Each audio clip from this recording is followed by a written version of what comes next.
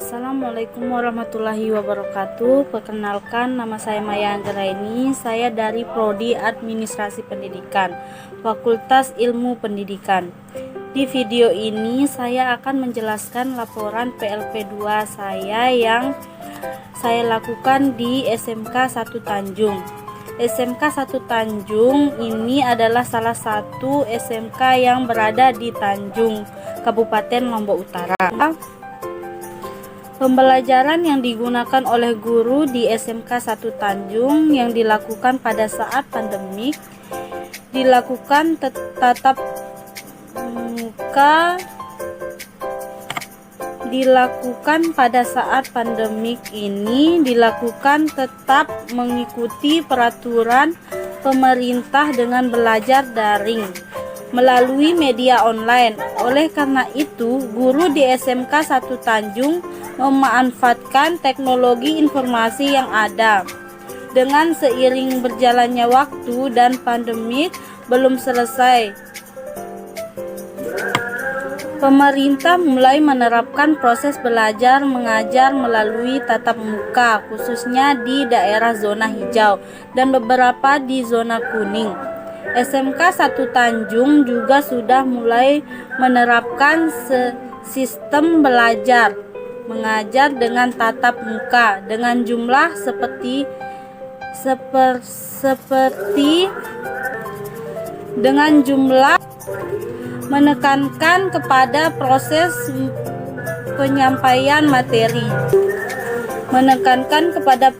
penyampaian materi secara verbal daring seorang guru kepada sekelompok peserta didik dengan maksud agar peserta didik dapat menguasai materi pelajaran secara optimal. Karena proses pembelajaran di masa pandemik hanya memakan waktu 45 menit per mata pelajaran yang diajarkan, sehingga pembelajaran akan disampaikan oleh guru ke peserta didik dengan penjelasan secara singkat dan jelas.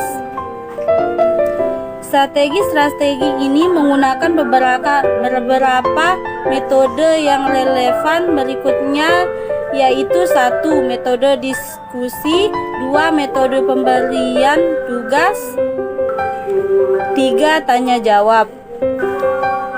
Sistem dan perangkat evaluasi yang digunakan guru di SMK 1 Tanjung ada 2 tahap yang dilakukan, yaitu pembelajaran secara daring dan luring.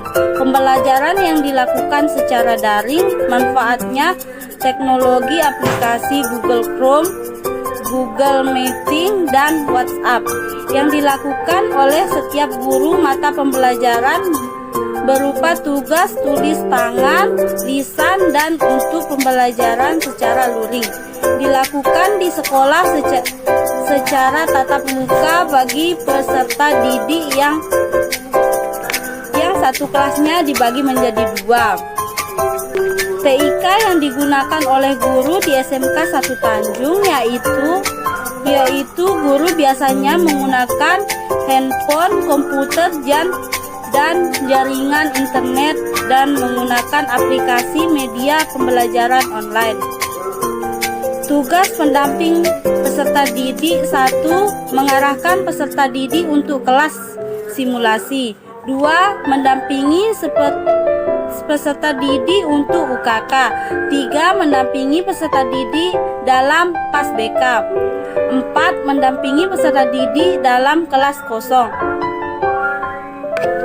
5. Mendampingi dalam kegiatan PPDB, 6. Mendampingi kegiatan daftar ulang, 7. Mendampingi kegiatan PLS. Tugas pendamping kegiatan ekstrakurikuler dan kokurikuler.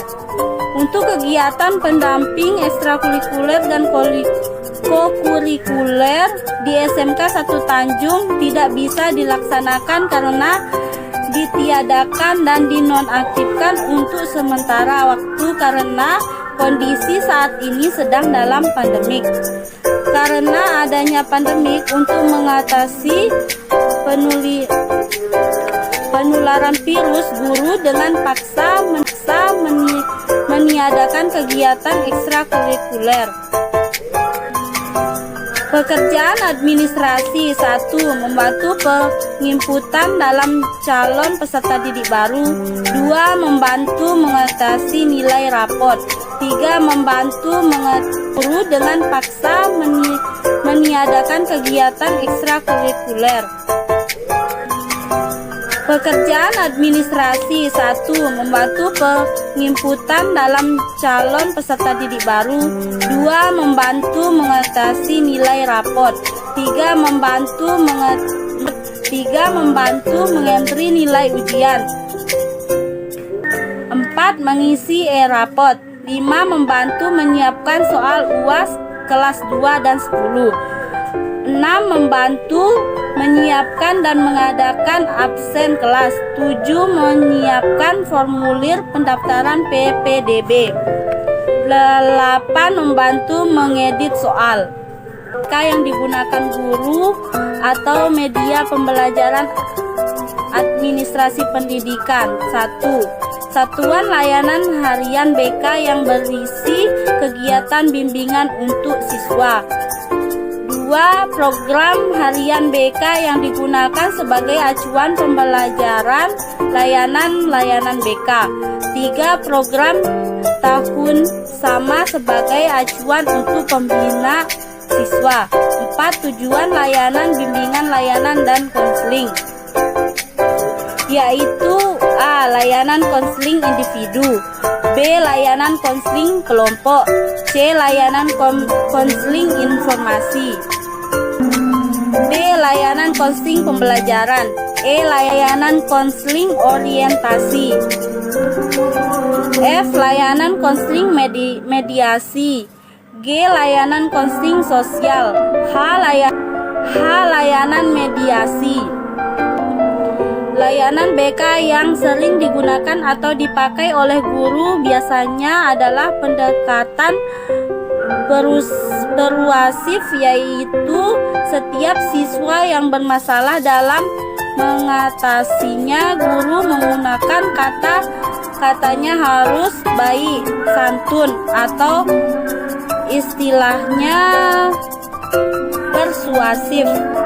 Dalam kegiatan pembelajaran, guru biasanya menggunakan media seperti 1. LCD sebagai alat bantu PPT. 2. Ruang perangkat setiap jurusan.